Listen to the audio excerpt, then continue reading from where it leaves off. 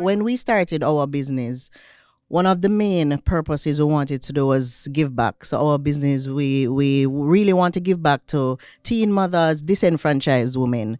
But the challenge has always been, how do you find that balance as a young growing business between allocating resources to your business versus your philanthropic pursuits, which are at the core of who you are or what you're trying to do. And that is one of the challenges that we are finding. Yes. So how do you suggest that we strike that balance? To me, fulfillment is a function of doing well and doing good. Right? Doing well and doing good. And what I've done, I've summarized it in terms of our own corporate mantra, which is prosperitas cum caritate. So prosperity with care. Prosperitas cum caritate. But you have to be prosperous first, right? You can't kill that golden goose. You have to be prosperous first, right? In other words, it takes cash to care, right? Yes, sir. Okay, so does that answer your question? Yes, it does. So get the prosperity first. That doesn't mean you can't be doing, okay, if you put it in percentage terms, right? It doesn't mean you have to be 100% prosperity driven, personal prosperity driven. It means that initially, the effort that you're putting out, if you know, measuring effort being put out, it could be 90% and then 10%, right? Then as you get towards the inflection point, you pass over the inflection point, you can spend a lot more time because you have your cash flow machine spinning off the dividends to you. You can take now the dividends and allocate it how you want. But you have to build that mounting of assets first. The other thing I'd like to point out is most people, we get distracted.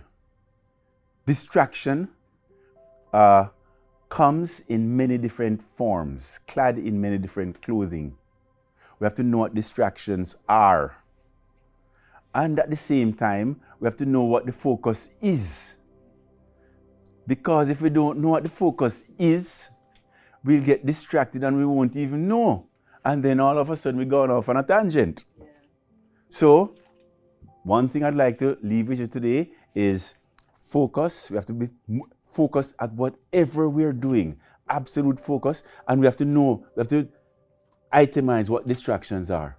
Right? Telephone, calls, text messages, people interrupting your day, they're not going to, right? Those are all distractions.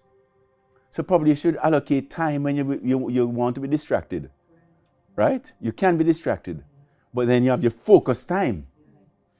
So everything we do, we have to ask, what's the bullseye?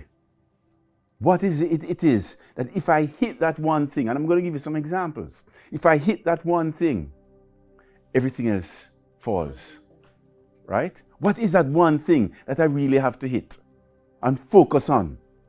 And what are the distractions, all the distractions that can ambush my focus? I'll give you an example. With the EGC, wearing my EGC cap on, and I come to Jamaica every other week to work with the EGC. So I met with the Commissioner of Police and his executive team, Commissioner Anderson. So I said, how many assets do you need, resources do you need to slay this darn crime dragon? How much, what you need? Give me a number, right? So as they were going through the assets needed, I thought, one moment, if I were in this man's position, what would I do? And we all have to think like that, right? Put yourself in someone else's shoes. What would you do? Because we're Jamaicans. Crime is our biggest problem. As you said, this is the worst job in the country. I respect the commissioner because he had his nice cushy job as chief of staff to the prime minister, right? And he stepped out of that nice cushy job and took on this unwinnable job. Yeah. So I thought, wow, respect, sir. So I'm thinking, if I were in his position, what would I do? I don't have any money. And I always start off as an entrepreneur. I start off with, I don't have any money, right? So therefore, I have to substitute for deep pockets with creativity. I have to use my brain. and effort and energy. 'Cause I have no money, right? And even when I have money, I don't want to think I have money, because then it's a different formula. I'm going to just write a check and everything goes away. But there are ramifications for that. So I said, okay, I'm there. He's talking. I'm thinking, what should I do? It came to me. And I said to myself, what is the one thing that if I solve for, remember, that bullseye? What is the bullseye here? What is the one thing that if I solve for, crime is eradicated? What's that one thing? So the answer came to me, and you can tell me if we're off in left field. If I could make every single Jamaican repulsed by crime and criminality, then I have 3 million police people. Then the criminals would disappear immediately. That's the one thing I have to solve for. Make every single Jamaican repulsed by crime and criminality. Right? So the question now is, how you do that? This is where the marketing comes in. So we know what the bullseye is. We now know what the bullseye is. To make Jamaicans repulsed by crime and criminality. This is our country. We have a fresh pair of eyes. We have a brain. We are the entrepreneurs. We are the leaders, right? De facto is our country. We just can't take our hands off. The question now is, and this is where it comes right into your bailiwick. How do you now make every single Jamaican repulsed? Now, he's talking, I'm thinking. So I said, Commissioner, I have a thought. And I may be way off in left field here, because he has all his executives with him. I didn't do criminology. That's the furthest thing from me, right? But Commissioner, I have a thought.